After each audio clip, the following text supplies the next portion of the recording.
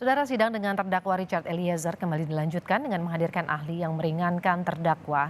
Ahli hukum pidana sekaligus anggota tim pembahasan RKUHP dan juga jubir KUHP yang baru, Albert Aris. Ahli menjelaskan bahwa hukum di Indonesia memisahkan antara tindak pidana dan juga pertanggungjawaban pidana. Artinya, orang yang melakukan belum tentu dapat dimintai pertanggungjawaban pidana. Terima kasih untuk kehadirannya pada pagi hari ini, pada siang hari ini di persidangan yang mulia ini. Kami akan bertanya, apakah pengertian perbuatan pidana juga mencakup pertanggungjawaban dalam hukum pidana Indonesia?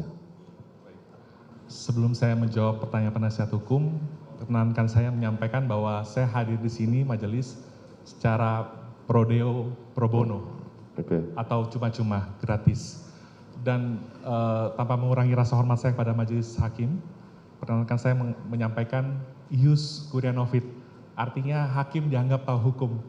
Kehadiran saya di sini hanya untuk memberikan perspektif-perspektif yang sekiranya menguntungkan bagi terdakwa Richard Eliezer. Terima kasih.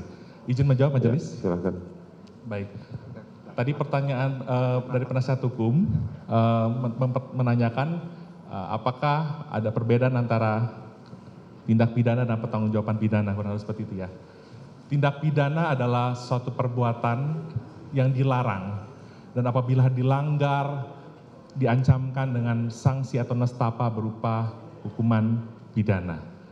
Nah, hukum pidana Indonesia memisahkan antara tindak pidana dan juga pertanggungjawaban pidana. Artinya, orang yang melakukan suatu tindak pidana belum tentu dapat dimintakan pertanggungjawaban pidana. Ini adalah konsekuensi dianutnya paham dualistis dalam hukum Indonesia yang secara langsung memisahkan antara tindak pidana atau strafbar feit dengan pertanggungjawaban pidana itu sendiri.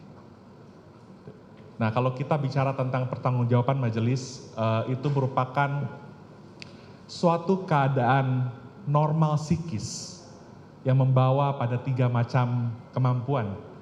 Yang pertama adalah kemampuan untuk mengerti makna dan akibat sungguh-sungguh dari perbuatan dimaksud, khususnya perbuatan pidana ya. Yang kedua adalah dia mampu menginsafi bahwa perbuatannya tersebut bertentangan dengan ketertiban umum masyarakat.